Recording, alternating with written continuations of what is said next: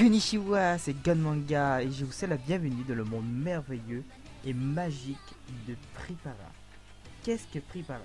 Pripara est un jeu vidéo qui a été plus tard adapté en manga, plus tard en anime. Voilà, j'avais déjà fait un petit tuto dessus, voilà. Mais il n'y avait pas beaucoup d'informations dessus vu que j'avais pas beaucoup de sources justement. J'avais pas beaucoup de connaissances sur l'anime. Maintenant j'ai vu presque tous les épisodes, enfin surtout ceux qui seront publiés sur la chaîne Elula Kawaii. Je vais pouvoir faire un tuto plus complet. Voilà. Déjà parlons, avant de parler de l'histoire, nous allons parler de l'univers de Pripara. Dans l'univers, il y a un endroit appelé le Prism Stone, où à l'intérieur, justement, il y a un portail qui mène vers le monde de Pripara. Pour accéder à ce monde, il faut entrer ce qu'on appelle un Pripara Ticket. Mais pas toutes les filles, enfin la plupart du temps je vois qu'il y a des filles dont je dis des filles et je dirais des personnes. Pas toutes les personnes ont ces tickets. Enfin elles reçoivent, mais c'est-à-dire que elles reçoivent pas tout en même temps apparemment. Voilà, à ce que j'ai remarqué dans la vidéo. Et pour ceux qui auraient reçu ce ticket, il suffit de scanner ce ticket en question. Et là il se passe ce qu'on appelle un Pripara Change. Avant d'accéder à ce monde, entre les deux, il se passe un Pripara Change, c'est-à-dire on change carrément de style. On devient déjà plus style à idole carrément. Déjà la plupart du temps quand j'ai vu ça, la personne avait carrément changé et qu'on la reconnaît n'était plus qu'elle sortait justement de là, voilà.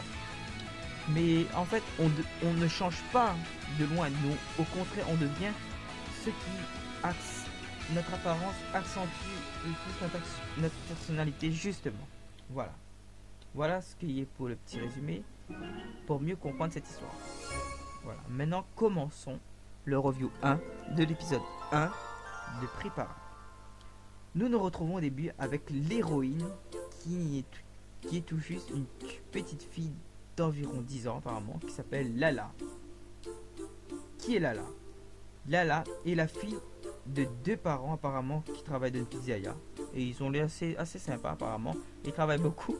Et au début il y a une scène très drôle où Lala se marre, où elle s'amuse à regarder son petit concert où il y a trois chanteuses apparemment qui ont été très célèbres, qui s'appellent les Sans, je sais pas si on va retrouver plus tard. Et qui chantent la chanson, le générique de l'animé si je crois bien, voilà. Et c'est là que sa petite soeur lui dit que c'est une rediffusion qui date depuis 3 ans je crois. Et sa mère va la gronder justement là il va dire d'aller travailler tout ça, voilà. D'arrêter de faire moins de bruit plutôt. Voilà pour les petits trucs. Et plus tard, Lala va aller à l'école bien sûr. Et elle va avec sa copine. Sa copine a reçu son premier ticket. Mais malheureusement, il y a un hic. C'est que le Pripara est interdit aux élèves de primaire. Et c'est là que la directrice, une nouvelle personnage, va faire très important, l'histoire va faire son apparition. Elle va confisquer tous les tickets avec l'aide de son aspirateur, oui, son aspirateur qu'elle appelle Rina. Qui va prendre tous les tickets justement de toutes les filles et même celle de sa copine, qui était un peu triste, mais bon. Mais la façon que c'est fait, ça a été catastrophique. Bon. Ça reste de l'humour. Mais pour moi, cette directrice, j'ai mis la théorie qu'elle n'est pas si méchante que ça. Et c'est pas pour moi. Si elle fait ça, elle doit bien une raison. Elle ne doit pas faire ça par méchanceté. Je suis sûr qu'il y a une bonne raison. Voilà. Tout simplement. Voilà. Ensuite, en sortant de l'école, voilà, tout se passe normal. C'est une journée normale. Mais qu'est-ce qui se passe? Là, la voit tout d'un coup un sac. À qui appartient ce sac? Ben, il y a une idole apparemment. Comment peut-elle connaître que c'est une idole? Tout simplement parce qu'elle trouve un prix ticket dedans. Et cette idole se nomme tout simplement Mireille. Elle va chercher cette Mireille partout dans le monde, dans son monde, dans le monde normal tout simplement où elle vit. Elle va pas la trouver. Mais ses recherches vont l'amener vers le Prism Stone. Et vous me direz, bah, elle a trouvé ça au hasard. Ben non. Tout simplement, si cette Mireille est une idole, c'est normal qu'elle doit être dans ce bâtiment. Et là est venue là. Voilà. Et là, on va faire la connexion d'une nouvelle personnage. Je ne sais plus, je sais pas si elle a un nom, mais elle travaille ici et c'est une genre de secrétaire, je sais pas, voilà, elle va accueillir Lala justement en tout cas, Il va être très gentil avec elle, il va expliquer tout ça, comment ça se passe ici, ce que je vous ai expliqué, tout ça, justement, le monde de Pripara, voilà. Et justement, Lala va recevoir son premier ticket, et ça, voilà la merveilleuse histoire qui va commencer, enfin, tout simplement, voilà, enfin, pas vraiment maintenant, mais voilà, tout simplement parce qu'elle va avoir son premier Pripara Change. Et elle va être super beautiful, sera super, elle va être même plus mature, voilà.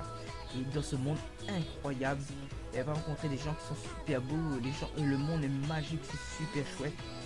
Et voilà, ça fait rêver, on a presque envie d'y aller, quoi. Mais il faut avouer que Lala, elle a tellement de grande présence que les autres passent presque inaperçus à côté d'elle, voilà. Et là, on va retrouver deux nouveaux personnages. Il s'agit, avant de parler de ce nouveau personnage, j'ai oublié un personnage important, autant pour moi. Il s'agit de Minami. Et Minami est la chef du conseil disciplinaire. Quel est son rôle? Tout simplement de punir les élèves qui font n'importe quoi. Et c'est pas une élève, c'est pas une fille méchante, mais tout simplement, elle respecte les règles, tout simplement, elle veut faire respecter les règles. Par exemple, si vous courez à la piscine, c'est normal que vous allez être grondé. Ben là, elle va gronder Lala parce elle a couru dans les couloirs. Elle sera à la règle 3243 apparemment. Et c'est aussi la 96 transgression de Lala. 96, donc Lala fait beaucoup de bêtises, mais je la trouve super drôle, Lala, qu'elle reçoit son ticket dans la tête. Parce que l'autre la paf, voilà. Bon voilà, mais voilà pour cette petite parenthèse. Une autre parenthèse, il y a un personnage important que j'ai oublié de parler, il s'agit de Sophie Osho, qu'on voit aussi. Et apparemment c'est une idole aussi et assez célèbre. Voilà, parlerons bref plus tard dans un prochain. Voilà, nous retrouvons avec les deux personnages et c'est cette fameuse Mireille. Et je la trouvais super kawaii. Voilà, super mimi, jolie comme tout, voilà. Avec son jolie petite phrase d'accroche qui voilà, qu'elle rajoute à la fin de ses phrases. Elle ajoute prix tout simplement à chaque fois à la fin de ses phrases. Voilà. Et voilà, et avec Kuma, le manager qui est notre mascotte.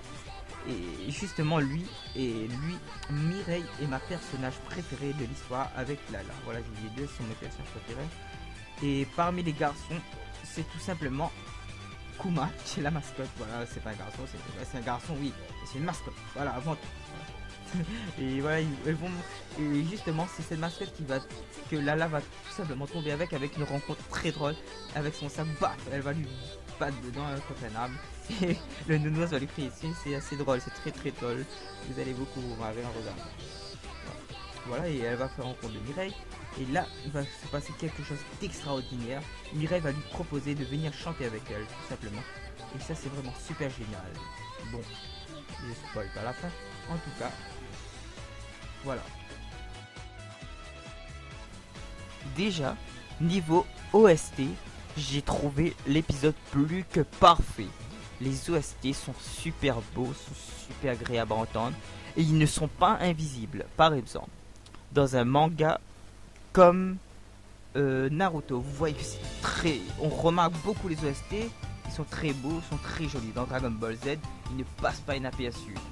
Par exemple, dans des mangas comme Dragon Ball Super, ils passent un peu inaperçus. Voilà, c'est bizarre, on entend moins. Quel autre manga on entend un peu moins?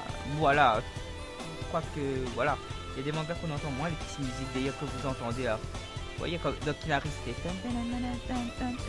ou les musiques tristes, voilà, c'est ça les OST justement. Et là-dedans, les OST sont très présents et les entend et c'est très important justement dans un manga comme ça. Si y a un OST c'est pas important, ben là. Voilà ce qui était des OST. Maintenant l'image. L'image est parfaite et très beau. On voit bien que c'est de la nouveauté, c'est très joli, c'est très récent, c'est merveilleux et ça va vous rappeler quelque chose, c'est-à-dire très tiré. Comme par hasard, Pretty, voilà. Je ferai une petite théorie dessus plus tard, voilà. Voilà. Et justement, voilà ce qui est de l'image. Tous les dessins, j'ai trouvé bien fait. Les personnages étaient bien animés. J'ai trouvé que même quand la cour était très bien fait. Voilà, parlons des... Pour les doubleurs, nous en parlerons plus tard dans un prochain tuto. Voilà ce qui est fini pour le review de l'épisode 1 de Pripara. Si vous avez des questions, n'hésitez pas à les poser. Sur ce, pensez à bien manger et regarder un bon manga. Sur ce, je me répète, sayonara.